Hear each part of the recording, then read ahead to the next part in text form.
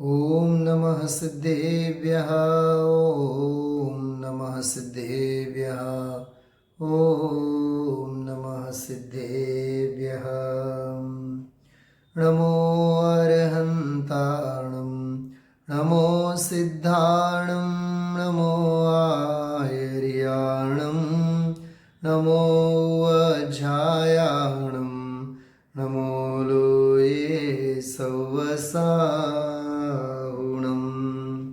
मुक्तामुक्तैकरूपो यः कर्मभिः संविदादिना अक्षयं परमात्मानं ज्ञानमूर्तिं नमामि तं ज्ञानमूर्तिं नमामि तम्।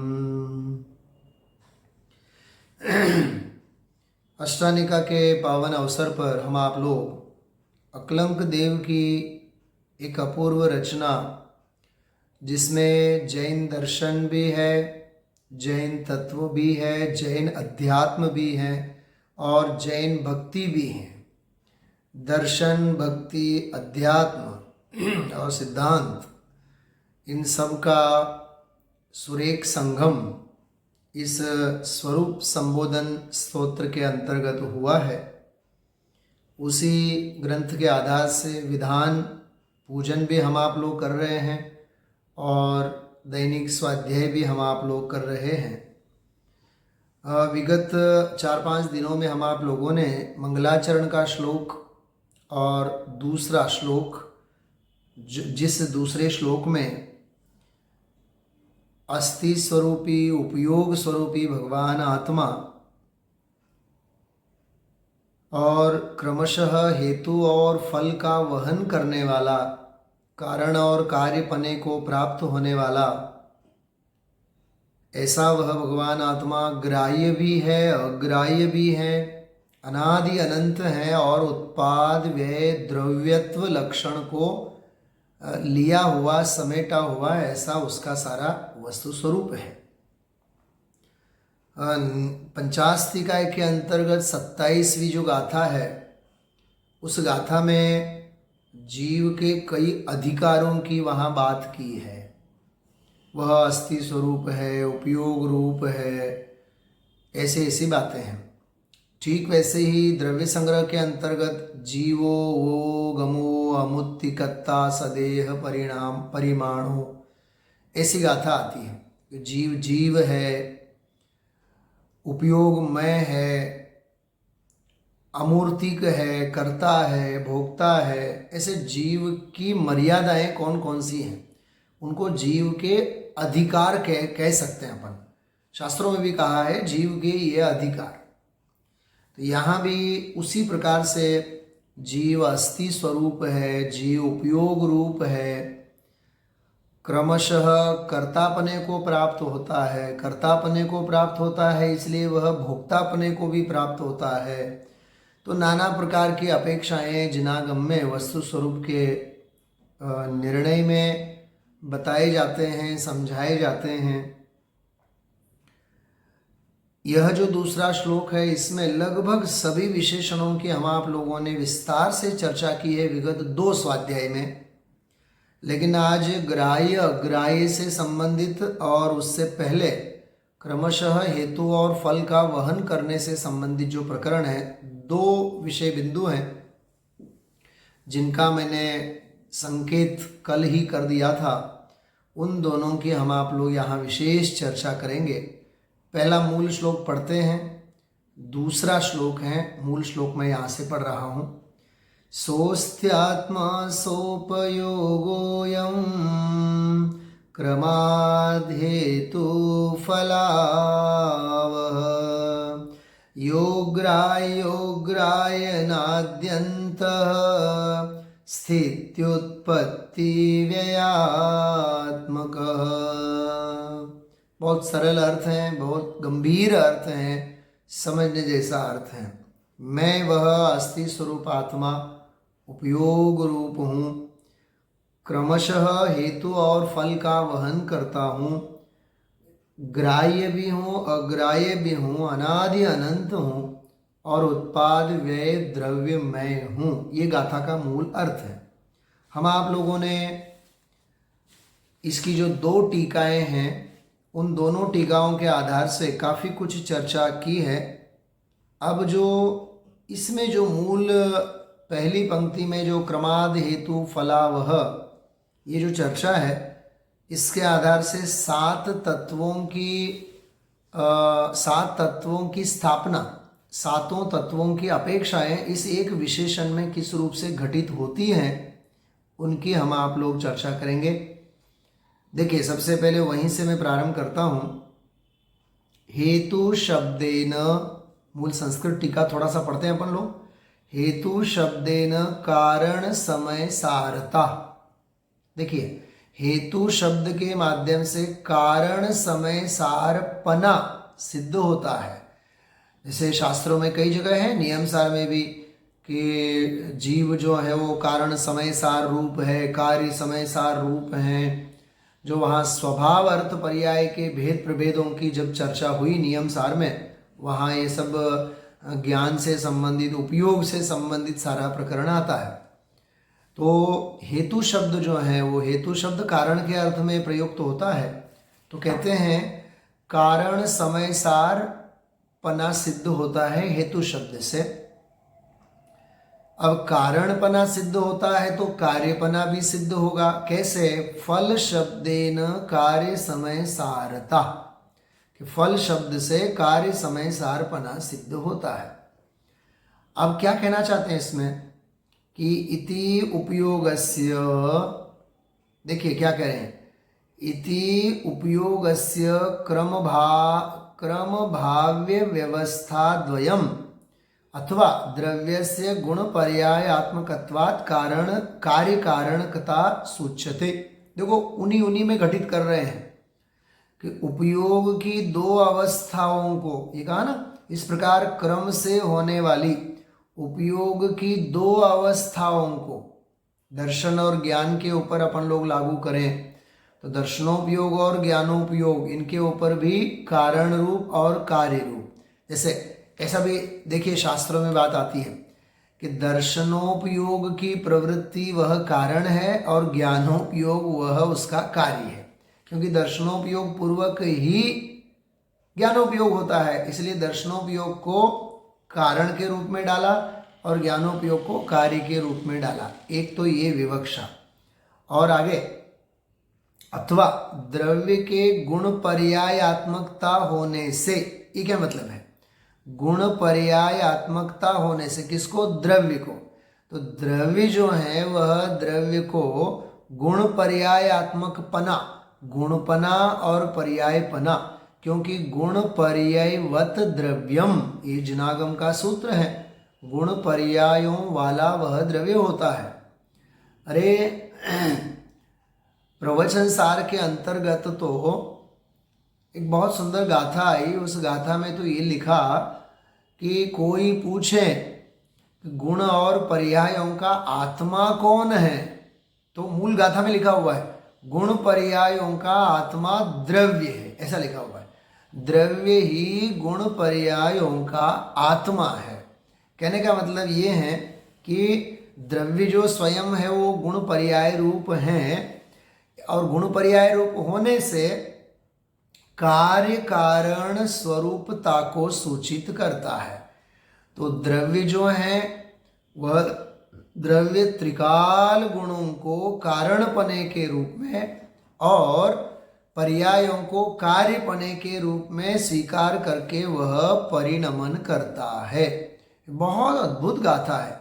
आप इसके लिए प्रवचन सार की 87 नंबर की गाथा देख सकते हैं। जिस 86 नंबर की गाथा में तो खास करके आगम से ही मोह का क्षय होता है। कहने का मतलब मोह क्षय करना होवे तो आगम का अभ्यास अनिवार्य है, शास्त्र का स्वाध्याय करना जरूरी है। देखिए मूल गाथा आपको पढ़ के बताता हूँ, उसमें ये बात लिखी। और उसके बाद वाली जो गाथा है 87 नंबर की गाथा, उस गाथा में द्रव्य गुण और पर्याय इन तीनों को अर्थ क्यों कहा जाता है उसकी वहां बात की है। पहले तो देखिए आप, ये 86 नंबर की गाथा प्रवचन सार, उसमें लिखा है जिण सत्था दो अट्ठे पच्छखादी भुज दो नियमा कियदि मोहो वचयो तम्मा सत्थम समधिदवम तस्मात् शास्त्रम समधितव्यम। इसलिए शास्त्र का स्वाध्याय करना चाहिए। इसका गुजराती अनुवाद है मेरे सामने। शास्त्रो वडे प्रत्यक्ष आदिथि जान तो जे अर्थ ने तसु मोह पामे नाश निश्चय शास्त्र समध्ययनीय छे। अरे शास्त्रों के माध्यम से जो प्रत्यक्ष आदि प्रमाणों से वस्तु स्वरूप का जो निर्णय करता है, अर्थ का निर्णय करता है, द्रव्य गुण पर्याय का निर्णय करता है, उसका मोह निश्चय से नाश को प्राप्त होता है। इसलिए शास्त्रों का स्वाध्याय करना चाहिए। आगम के आलोक में आत्म कल्याण का मार्ग हमें प्रशस्त करना चाहिए। इस प्रकार से शास्त्र स्वाध्याय की प्रेरणा 86 नंबर की गाथा में दी। और अब 87 नंबर की जो गाथा है, उस गाथा में ये बात कही, दौवाणी गुणाते सिम पज्जाया अठ संडया बणिया तेसु गुण पज्जयाणम।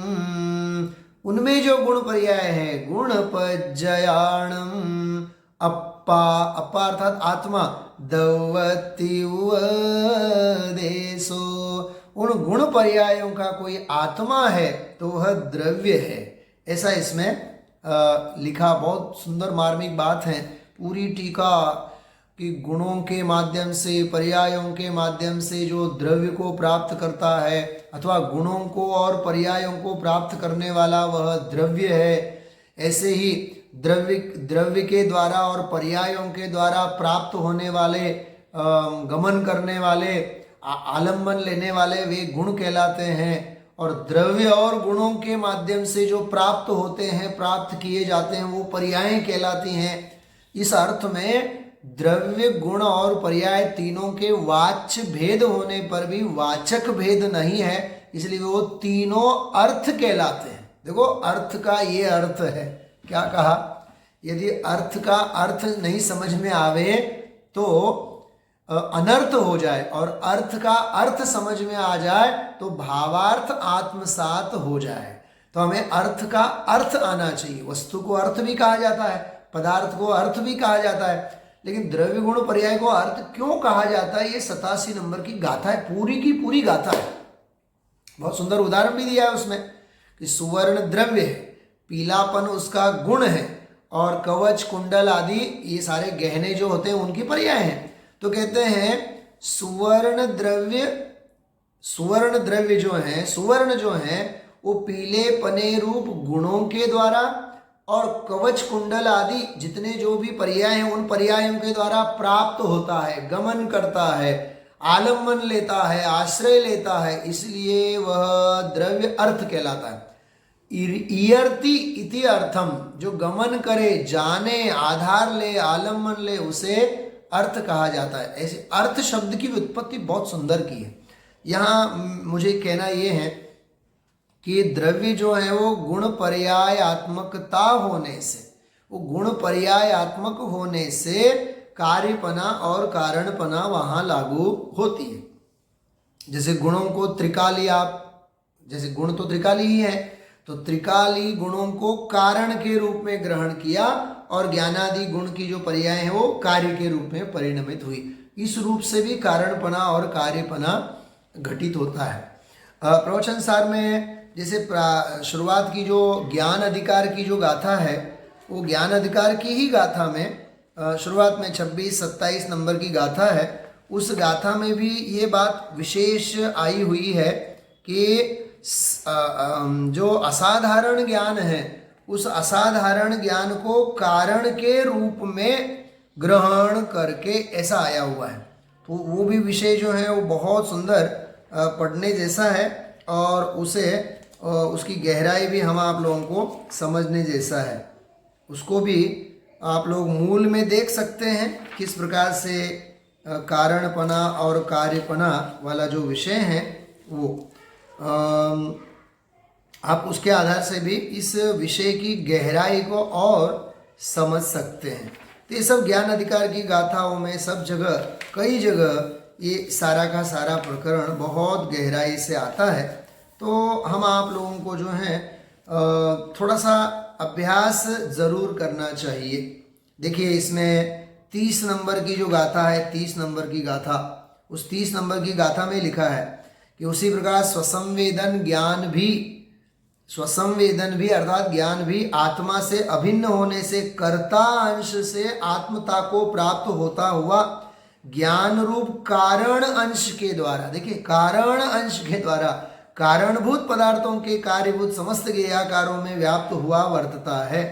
ऐसे जिनागम में तो नाना प्रकार की अपेक्षाएं हैं, उनका हम आप लोगों को बहुत गहराई से और बहुत गरज की भावना से, जिसे अपन कह सकते हैं, उससे हमें स्वाध्याय करना चाहिए। इसमें भी खास करके जो प्रवचन सार जो है, प्रवचन सार तो बहुत ही गहन गंभीर ग्रंथ, जिसके आधार से हम आप लोगों को सच में दिव्य ध्वनि का इतना गहरा प्रतिपादन, दिव्य ध्वनि में आए हुए वस्तु स्वरूप का इतना गहरा प्रतिपादन कल्पना नहीं कर सकते हैं। इतनी सुंदर चर्चा इस शास्त्र के अंतर्गत है। तो ये कारणपना और कार्यपने के संदर्भ में थोड़ी सी मैंने आप लोगों के सामने चर्चा की है, और साथ ही साथ नियम सार का जो जीव अधिकार वाला प्रकरण है, वहाँ भी आप कारण परमात्मा कार्य परमात्मा के संदर्भ में सारी चर्चा मीमांसा आप समझ सकते हैं। चलिए अब इसमें जो आया हुआ था एक कर्मों से मुक्त होना, ये वाली जो बात आई थी, तो उसका भी थोड़ा सा और स्पष्टीकरण इसमें 7 तत्वों की अपेक्षा से की है। देखिए पहले मंगलाचरण के पद्य में जो कहा गया था कर्मों से मुक्त है, पहला ही विशेषण मुक्त और अमुक्त, मुक्त जो पहला शब्द था कर्मादिक से मुक्त है, तो उसका खुलासा कर रहे हैं। यहाँ फिर दोबारा उसको लिया है, कर्मों से मुक्तता का कथन होने से पहले करके आए हैं, तो बंध मोक्ष की व्यवस्था स्वयं विचारणीय हो जाने के कारण, क्योंकि मुक्त कहा ना, तो मुक्त कहा तो कोई ना कोई बंधन था ना, क्योंकि बंधन सापेक्ष ही मुक्ति होती है। छूटना कब होता है? जब बंधा हुआ है। तो कहते हैं यहाँ स्वयं ही मुक्त कहा तो बंध और मोक्ष की व्यवस्था स्वयं विचारणीय हो जाने के कारण, अब उसको तर्क के रूप में लेकर के यहाँ हेतु शब्द का अर्थ कर रहे हैं कि हेतु शब्द द्वारा आश्रव संवर निर्जरा तत्व रूपता, क्या कह रहे हैं? आश्रव संवर निर्जरा, ये इन तत्वों की यहाँ हेतु के अर्थ में सिद्धि होती है, बराबर। और फल शब्द के द्वारा बंध और मोक्ष रूपता अभिव्यक्त होती है। इससे आत्मा के कथनचित 7 तत्वात्मकता प्रतिपादित हुई। बस इतनी मूल बात है। अब इसका थोड़ा सा अपन लोग मंथन करें। जैसे टोडरमल जी साहब ने मोक्षमा प्रकाशक में लिखा कि बहुत सुंदर एक वाक्य है, पुराने जो मोक्षमा प्रकाशक हैं उसमें 201 नंबर का पृष्ठ मुझे बहुत अच्छी तरह से याद है, 201 नंबर का पृष्ठ है, उसमें एक बात आती है, और सुन, ऐसा लिखा, और सुन केवल आत्मज्ञान ही से तो मोक्ष मार्ग होता नहीं। ये देखिए, मैं जब वरिष्ठ उपाध्याय मतलब जब 12वीं कक्षा में पढ़ता था, जब ये वाक्य दिमाग में ऐसा खचित हुआ है, तब का ये मेरे पास मोक्षमा प्रकाशक ग्रंथ हैं। जब मैं स्टूडेंट के रूप में पढ़ता था, ये लगभग 89-90 की बात कर रहा हूँ मैं, मतलब 30-32 साल पहले का ये शास्त्र मेरे पास हैं।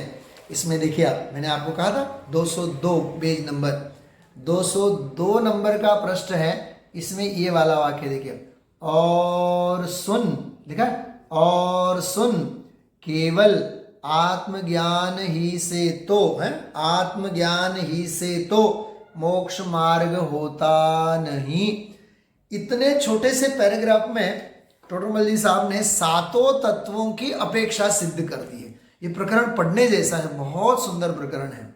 मैं इसको पढ़ के इसको ही आधार बना करके उस प्रकरण का खुलासा करता हूं। 7 तत्वों का श्रद्धान होने पर और रागादिक दूर करने पर मोक्ष मार्ग होगा। क्या कह रहे हैं? 7 तत्वों के विशेष जानने को, 7 तत्वों के विशेष जानने के लिए जीव अजीव के विशेष, मूल में तो 2 ही है ना तत्व, जीव और अजीव। तो जीव और अजीव तत्व के जो विशेष हैं और कर्म के जो आश्रव बंधादि के विशेष हैं। देखो, जीव और अजीव के विशेष कह करके वो भावाश्रव, भाव संवर, भाव निर्जरा इसकी तरफ संकेत किया, और कर्म के आश्रव बंधादि कह करके द्रव्याश्रव, द्रव्य बंध, द्रव्य निर्जरा, द्रव्य मोक्ष। क्या क्या है ये विषय? आश्रव 2 प्रकार के, द्रव्याश्रव, भावाश्रव। आश्रव का कार्य है बंध, तो बंध के भी 2 प्रकार, द्रव्य बंध, भाव बंध। ऐसे संवर के 2 प्रकार, भाव संवर, द्रव्य संवर। निर्जरा के भी 2 प्रकार, भाव निर्जरा, द्रव्य निर्जरा, भाव मोक्ष और द्रव्य मोक्ष, मोक्ष तत्व के। तो आश्रव, बंध, संवर, निर्जरा, मोक्ष, इन 5 की 2 प्रकार का वर्गीकरण करना, द्रव्य भाव, द्रव्य भाव, द्रव्य भाव के रूप में। एक तो अंदर अंदर द्रव्याश्रव कारण है, भावाश्रव कार्य है, बराबर। द्रव्य, क्योंकि द्रव्याश्रव को उदय के रूप में जब लेते हैं तो द्रव्याश्रव, द्रव्याश्रव जो है, द्रव्य कर्म जो आएंगे वो भावाश्रव के कारणपने को प्राप्त करके आएंगे, भावाश्रव के निमित्त से द्रव्य कर्म नए आएंगे, ऐसा अपने को लेना है। तो भावाश्रव कारण है, द्रव्याश्रव कार्य है, बराबर। उसी प्रकार तत्व तत्व के बीच में भी कारण कार्य कि आश्रव को कारणपने के रूप में प्राप्त करके, जैसे काय वांग मन कर्म योग, ऐसा कहा जाता है। मन वचन काया का योग का जो चंचलपना है वह योग है, और वही असल में आश्रव है। तो आश्रव ये कारण है, बंध ये कार्य है, ऐसा लिया। आश्रव ये कारण है और बंध ये कार्य है, क्योंकि बिना आश्रव रूपी कारण के बंध रूपी कार्य हो नहीं सकता है, बराबर। और अब मोक्ष मार्ग के अर्थ में लिया जाए कि निर्जरा कब होगी, तो कहते हैं संवर होगा तो ही निर्जरा होगी। तो संवर को कारण पने के रूप में डाला और निर्जरा को कार्य पने के रूप में डाला। और एक स्टेप आगे, मोक्ष रूपी कार्य कब होगा, तो कहते हैं संवर और निर्जरा रूपी कार्य होंगे तभी मोक्ष रूपी कार्य होगा। तो संवर निर्जरा को डाला कारण में और मोक्ष को डाला कार्य में। इस प्रकार से आश्रव बंध में कारण कार्यपना, संवर निर्जरा और मोक्ष में कारण कार्यपना लागू होता है। तो ये बहुत सुंदर प्रकरण इसमें सारा का सारा समझने जैसा है। तो कर्म के आश्रव बंधादिक के विशेष अवश्य जानने योग्य हैं, जिनसे सम्यक दर्शन ज्ञान की प्राप्ति होती है। इसलिए 7 तत्वों को प्रयोजन भूत तत्व के रूप में कहा जाता है। तो ये बहुत सुंदर तात्विक व्यवस्था जो है, जीव अजीव आश्रव बंध संवर निर्जरा मोक्ष, इस प्रकरण का हम आप लोगों को बहुत गहराई से चिंतन करना चाहिए। हम जो समझते हैं कि हमें तत्व समझ में आ गए और हम तत्व को समझते हैं, अरे बहुत बहुत दिल्ली दूर है। मैं क्या बताऊं आपको, जीव अजीव आश्रव बंध संवर निर्जरा मोक्ष, अरे लाखों पृष्ठ लिखे हैं आचार्य मुनि भगवंतों ने, लाखों पृष्ठ लिखे हुए हैं तत्व मीमांसा में, तत्व की व्याख्या में। असल में तो जीव और अजीव 2 तत्व हैं, उनके ही 5 विशेष हैं। तो हमें बहुत श्रद्धा से इस प्रकरण को समझना चाहिए। सच में तो बात ऐसी है कि जैसे गुरुदेव श्री ने आज के प्रातःकाल के व्याख्यान में एक बहुत बढ़िया बात कही थी कि आ वाणी मळवी ज दुर्लभ छे, ऐसा बोले। आ वाणी मळवी दुर्लभ छे અને આ વાણી મળ્યા બાદ મોક્ષ માર્ગનો મળવો તો और दुर्लभ છે। ये परमात्म प्रकाश की जो 85 और 86 नंबर की गाथा की मीमांसा में बात बहुत सुंदर गुरुदेव श्री ने ली है। तो देखिए, मैं थोड़ा सा इसका आनंद लेना चाहता हूँ। जिन वाणी कहती है तेरी कथा, तूने भूल करी सही भारी व्यथा। अब कर ले स्वयं की पहचान, जीवन थोड़ा रहा। सुन रे जिया चिरकाल गया, सुन रे जिया चिरकाल गया। जीव तत्व तू परम उपादेय, अजीव सभी हैं ज्ञान के गे। निज को निज पर को पर जान, जीवन थोड़ा रहा। सुन रे जिया चिरकाल गया, सुन रे जिया चिरकाल गया। आश्रव बंध ये भाव विकारी, चैतन्य पाया दुख इनसे बारी। मिथ्यात्व को ले पहचान, जीवन थोड़ा रहा। अरे अब तो अपनी मोह की पहचान कर, तो अपने अज्ञान को जान ही कह रहे हैं। संवर निर्जरा शुद्ध भाव है, मोक्ष तत्व पूर्ण बंध का अभाव है। इनको ही हित रूप मान, जीवन थोड़ा रहा। सुन रे जिया चिरकाल गया। शाश्वत चेतन रूप ध्रुव अमल है, अचल अखंड अविनाशी विमल है।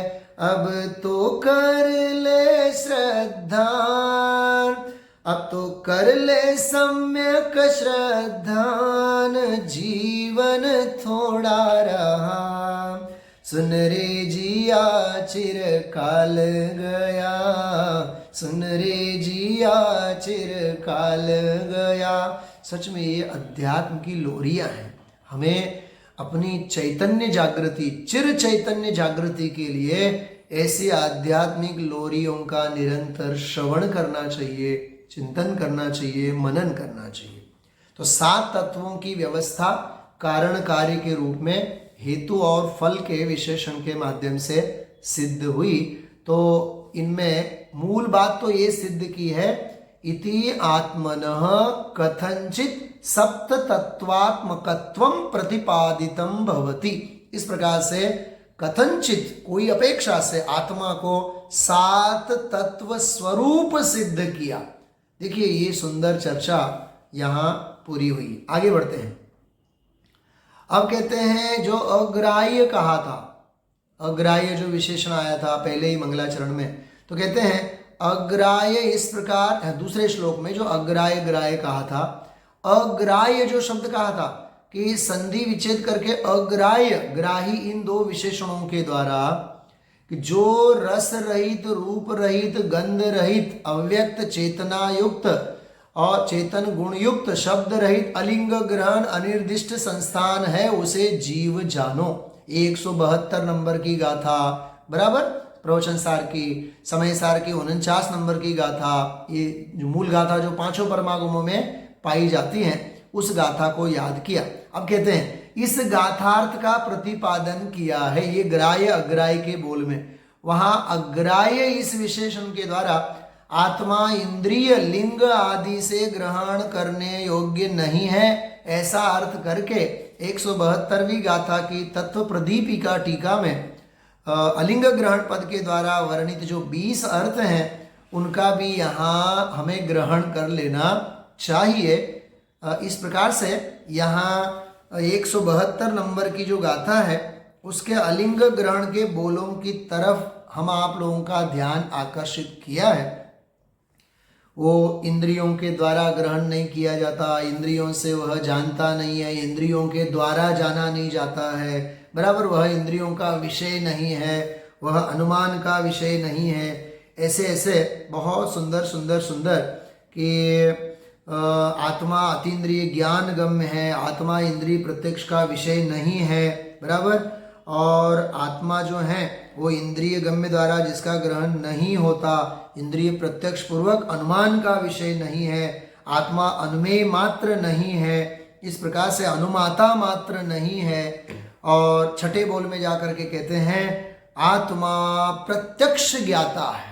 ये बहुत सुंदर बोल है। स्वभाव के द्वारा ग्रहण होता है, इसलिए वह ग्रहण अलिंग ग्रहण है, जिसके लिंग के द्वारा नहीं लेकिन स्वभाव के द्वारा ग्रहण होता है। इस प्रकार आत्मा प्रत्यक्ष ज्ञाता है। ये छठा बोल बहुत मार्मिक है। ऐसे 20-20 बोल हैं। तो किस प्रकार से केवल इंद्रियों के माध्यम से आत्मा ग्रहण नहीं होता, ऐसा सारा उसमें ग्राह्य ग्राहक से संबंधित सारी चर्चा है। इस प्रकार दूसरे श्लोक के आधार से हम आप लोगों ने हेतु फल का वहन करने वाला, कारण कार्य स्वरूप भगवान आत्मा, सात तत्व स्वरूप भगवान आत्मा, और फिर अभी जाकर के अलिंग ग्रहण के बोलों के आधार से भी इंद्रियों के द्वारा ग्रहण किया नहीं जाता, इंद्रियों का विषय नहीं है, वह सच में अपना महान पदार्थ। अरे 192 नंबर की गाथा प्रवचन सार 192, 192 नंबर की गाथा, उसमें तो एक शब्द आता है महत्तम। मूल गाथा में एक शब्द आता है महत्तम। महत्तम मतलब महान अर्थ। भगवान आत्मा कैसा है? महान अर्थ है कि एवं नाणपाणम दंसण भूदम अदिंद्रिय महत्तम, अतीन्द्रिय महापदार्थ हूं मैं, ऐसा है। तो अतीन्द्रिय महापदार्थ हूं, इसका क्या अर्थ है? इतना बढ़िया अर्थ किया उसका जैसे आचार्य देव ने। उसका संस्कृत का मैं पढ़ के बताता हूं आपको। मोक्ष लक्षण महापुरुषार्थ साधकत्वात् महार्थम। मोक्ष ही है लक्षण जिसका, मोक्ष लक्षण जिसका है, ऐसा जो महापुरुषार्थ, महापुरुषार्थ उसका नाम है। अरे गाड़ी खरीदना, बंगला बनाना, ये कोई महापुरुषार्थ नहीं है।